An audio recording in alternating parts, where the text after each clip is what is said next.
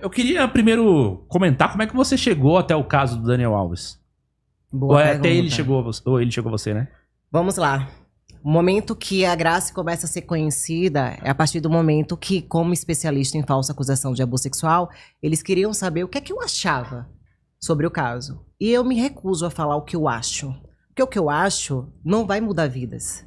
O que eu acho é simplesmente o meu achismo. E eu acho que os advogados também deveriam fazer isso. Porque o que você acha sobre aquele processo não vai mudar a realidade do processo. Então, o Ney Alves, que é o irmão do Daniel, entrou em contato comigo e falou: doutora, a gente queria fazer umas perguntas para a senhora. E aí eu falei: tem uma coisa errada aí. Algumas perguntas particulares que ele me mandou, eu falei: tem uma coisa errada aí. E aí eu comecei a verificar na mídia o que todos falavam. E comecei a olhar que ali era apenas um jogo de mídia, porque ele estava sem assessoria. Falei: não. E aí eu disse: a quem interessa a prisão de Daniel Alves? E isso viralizou na Bahia de uma forma que eles queriam me entrevistar para perguntar por que eu tô dizendo isso. Se todo mundo tá dizendo que o Daniel é culpado. Eu falei: não. Até porque o que a mídia tava dizendo não batia. Uma hora era 7 segundos. O cara foi no banheiro, fez xixi, ejaculou e bateu na mulher. Eu falei: 7 segundos? Tinha que ser um rato. Nem um rato fazia em 7 segundos. O Flash, The Flash. Eu falei: que isso? Aí depois eu vi, que eu não vou falar o nome de televisões aqui, fez uma maquete que ficou 50 segundos. Eu falei: nossa senhora, ele tem que dar os parabéns pra ele, que ele conseguiu fazer tudo isso. E ela só foi denunciar 15 dias depois. Mas ela... E aí não tava batendo. E aí eu falo: a quem interessa de fato a prisão do Daniel Alves? Porém, a mãe de Daniel, desesperada, porque o filho já estava preso há 1 ano e 3 meses, recebeu um vídeo no celular da suposta vítima dançando na boate, na festa.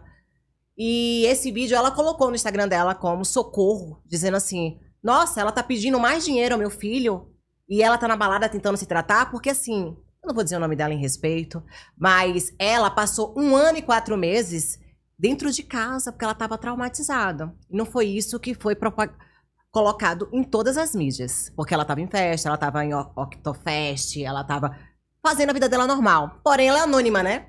Porque quando a mulher não aparece, o que é que diz? Ela tá falando a verdade. Não, ela não quer nada. Ela não quer o dinheiro do Daniel. Não. Olha aí, ela nem apareceu, ela não é uma Nájila da vida. Se ela não é uma Nájila da vida, então, realmente ela tá falando a verdade.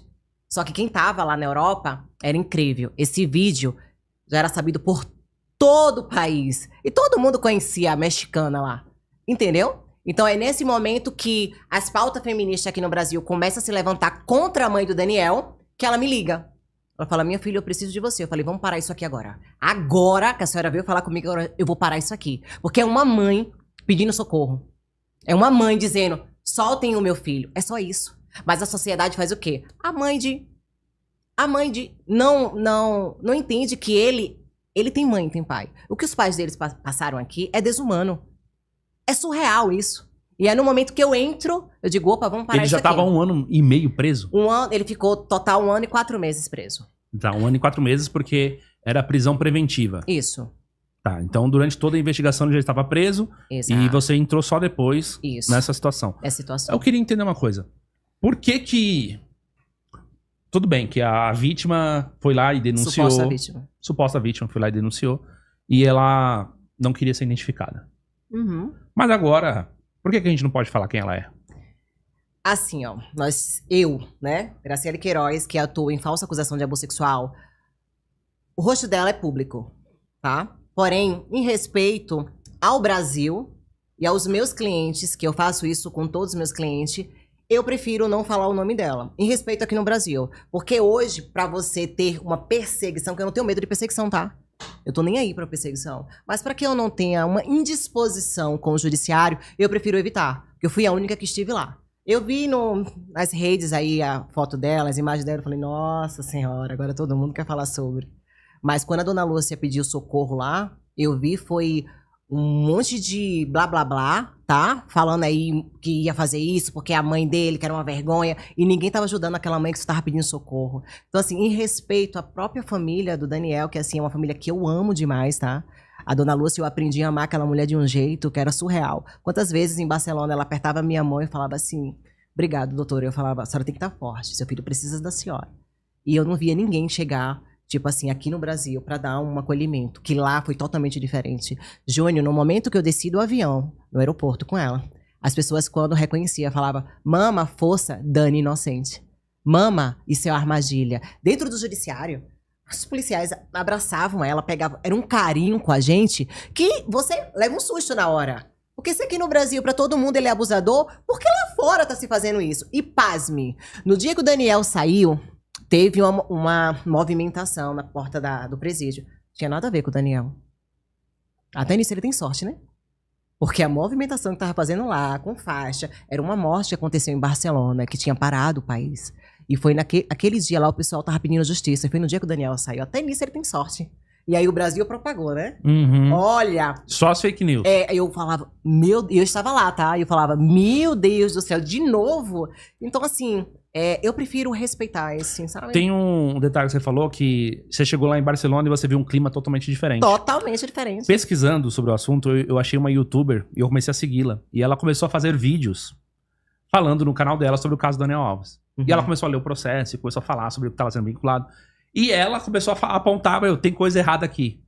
Essa mulher tá mentindo por causa disso, existem contradições. Sim. Total. E isso daí eu tô falando coisas, tipo... Isso é bem antes de começar a vazar as imagens que eu vi. Eu vi as imagens dela na festa, dela passeando, dela dançando, comemorando aniversário. Eu vi tudo isso. Mas naquela época, a mídia já tava dividida. Exato. Ela não tava 100% pra nenhum lado. Porque aqui a impressão é de que, realmente, 100% da mídia tava... do lado do Daniel Alves, a impressão que a gente tinha que o Daniel Alves era culpado, ponto final. Se você começasse a pesquisar somente por veículos oficiais ou da grande mídia, você acabava sendo enviesado por esse pensamento. Mas lá, eu percebi que não. Lá as pessoas elas tinham uma outra visão sobre o caso. Total. E era incrível, assim, ó. Passamos em janeiro na audiência, passamos 7 dias, né? Que depois a dona Lúcia entrou dentro do Brian 2, que era o presídio que o Daniel tava, ficou o dia todo com o Dani. E assim, quando a gente saiu também, o acolhimento das pessoas é surreal. É surreal aquilo ali. Eu, como nordestina, que eu sou natural de Maceió, é assim, um aprendizado que eu vou levar para outras e outras gerações. Porque algo assim, inacreditável. Tudo bem que foi o processo que parou o mundo. Mas você tá ali e você tá vendo como, de fato, um judiciário tem que ter respeito. É outra coisa. Porque se fosse aqui no Brasil, o que é que eles iam fazer? Ia pegar o Daniel algemado e iam deixar para todo mundo ver. Então essa imagem vai estar sempre na memória, mas em imagem não. Em imagem não. Porque eles respeitam todos. Por exemplo, a suposta vítima, ninguém viu ela entrar. E se fosse eu tinha anulado aquilo ali. Eu tinha anulado. Ninguém viu ela entrar, ninguém sabe se era ela que estava por trás do Biongo, a voz dela estava distorcida. Quem é que garante que de fato era ela falando? Quem garante que aquilo ali era real? Outra coisa, se era ela falando, a própria advogada dela não podia chegar perto dela? A própria advogada dela? Entende? Então, o que é que eu percebi ali, né? Quando eu saí, que o Daniel tava dando no depoimento dele que acabou, eu falei, ele vai receber 9 anos de prisão. Não tem como ele não receber 9 anos de prisão. Por quê? A defesa dele tá pedindo uma coisa, a assistente de acusação tá pedindo outra... Nem ela, nem ele. Vai ser assim, ó, 9 anos. E de fato foram 9 anos. 4 anos e meio de regime fechado e 5 anos de regime vigiado. Ou seja, 9 anos e 6 meses. Daniel não poderia sair do país. Só que, como ele ficou 1 ano e 4 meses, ele já ia progredir de pena. Então ele iria para o regime semiaberto. Ou seja, toda sexta-feira ele voltava pro presídio, que lá a gente conheceu vários presos. No momento que eu fiquei lá para esperar a dona Lúcia, depois saí, tava com o Daniel, a gente conheceu várias pessoas. Ele dizia, não, eu estou aqui, carcerado. Você é preso? Sim. E eles cumprem direitinho. Sexta-feira eles voltam, dormem, segunda eles saem. Então o Daniel iria para esse regime. Porém, como ele pagou 1 milhão de euros, mas não foi ele que decidiu pagar 1 milhão de euros. Foi o próprio judiciário de Catalunha que decidiu que, ó, essa liminar eu libero por 1 milhão de euros. E ele pagou e ficou em casa, esperando o julgamento desse recurso agora, que foi anulado tudo. Sim. Entendeu? Então não chegou aí nem para o STS em Madrid. Aí eu vi aí muita gente falando, agora o que é que vai acontecer? Com todo respeito, não vai acontecer nada. Você acha mesmo que um país, depois que assumiu a culpa, o país assumiu a culpa do erro que fez com um brasileiro, você acha mesmo que Madrid vai aceitar isso? Agora, recorrer faz parte, né? O advogado, ele é pedinte. O advogado tem que pedir.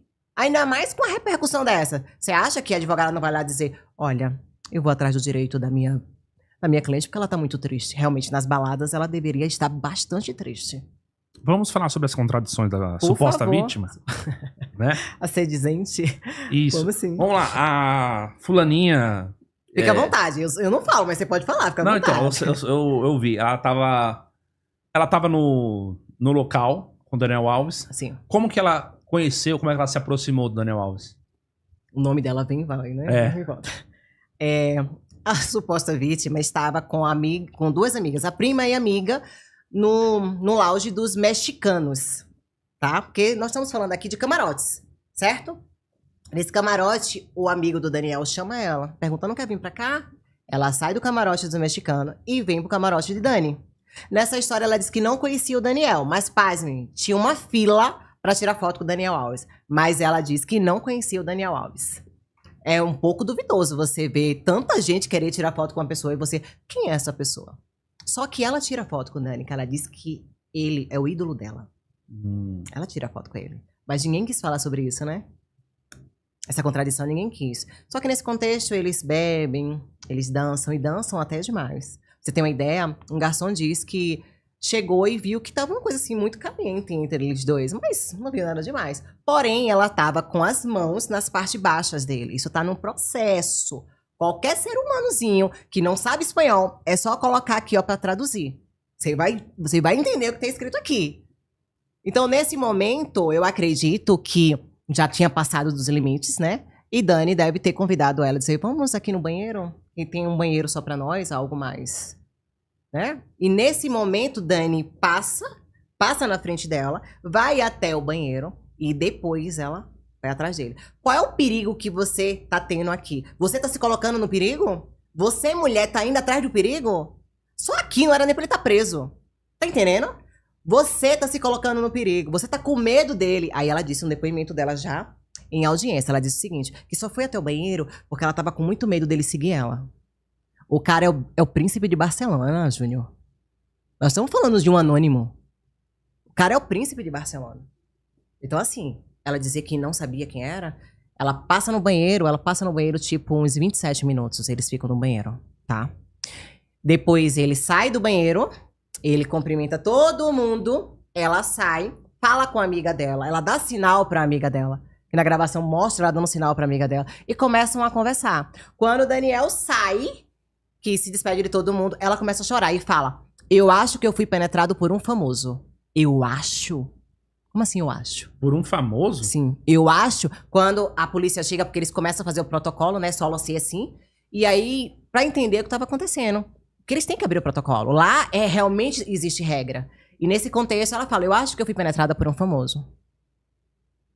Ela é conduzida para fazer o corpo de delito, só que lá é necessário representar. Não é como aqui no Brasil. Aqui no Brasil, a partir do momento que você vai e faz um corpo de delito, é o MP que toma conta. Lá não, ela tem que representar. Então passou Ano Novo, passou festas. Depois disso, no dia 7 de janeiro, ela resolveu entrar com a denúncia.